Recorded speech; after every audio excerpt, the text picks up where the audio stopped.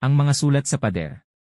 Minsan, si Haring Belsazar ay nagdaos ng malaking handaan para sa 1,000 niyang tagapamahala, at nakipag-inuman siya sa kanila.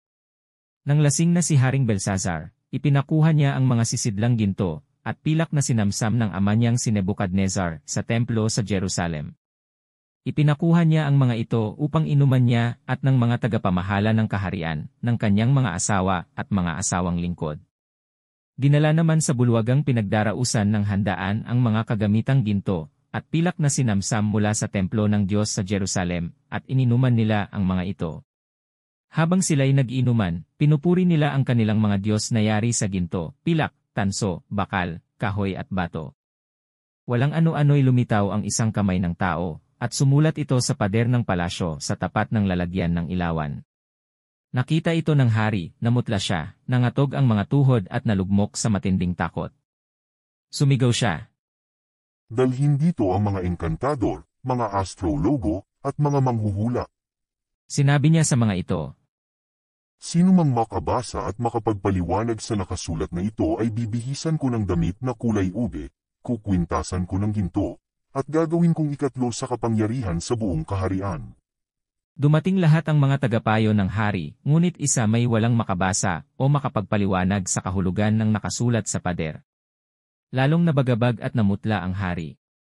Litong-lito naman ang kanyang mga tagapamahala. Ang inang reyna ni Haring Belsazar ay pumasok sa bulwagan nang marinig niya ang pag-uusap ng anak niyang hari at ng mga tagapamahala nito. Sinabi niya, Mabuhay ang anak kong hari. Huwag kang mabagabag at mamutla sa takot. Sa kaharian mo ay may isang taong kinakasihan ng espiritu ng mga banal na Diyos. Noong panahon ng iyong amang si Nebuchadnezzar, nagpakita siya ng pambihirang katalinuhan tulad ng katalinuhan ng mga Diyos. Ang lalaking iyon ay hinirang noon ng iyong ama bilang pinuno ng mga salamangkero, mga enkantador, mga nakikipag-usap sa mga espiritu, at mga astrologo, dahil sa pambihira niyang talino sa pagpapaliwanag ng mga panaginip at ng mga palaisipan, at paglutas ng mabibigat na suliranin. Ang lalaking iyon ay si Daniel na tinawag ng hari na Beltesazar. Ipatawag mo siya at ipapaliwanag niya ito sa iyo.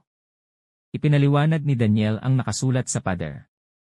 Iniharap nga si Daniel sa hari. Sinabi nito kay Daniel, Ikaw pala ang Daniel na kasama sa mga dinalang bihag ng aking amang hari. Nabalitaan kong sumasa iyo ang espiritu ng mga banal na Diyos. Mayroon ka raw pambihirang talino at karunungan. Ang sulat na ito ay ipinabasa ko na sa mga tagapayo at mga enkantador upang ipaliwanag sa akin, ngunit hindi nila ito nagawa. Nabalitaan ko na marunong kang magpaliwanag ng mga panaginip at lumutas ng mga palaisipan. Ngayon, kung mababasa mo at maipapaliwanag ang sulat na ito, bibihisan kita ng damit na kulay ube, kukwintasan kita ng ginto at gagawing ikatlo sa kapangyarihan sa aking kaharian. Sinabi ni Daniel sa hari. Mahal na hari, huwag na po ninyo akong bigyan ng anuman, ibigay na lang po ninyo sa iba ang sinasabi ninyong gantimpala. Babasahin ko na lamang po at ipapaliwanag ang nakasulat.